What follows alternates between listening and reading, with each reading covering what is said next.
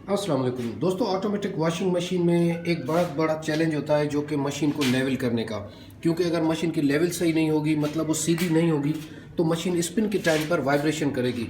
कुछ मशीनों में इस तरह की लेवल इंडिकेटर होती है जिसको आप सीधा करके यहाँ से मशीन को लेवल कर सकते हैं।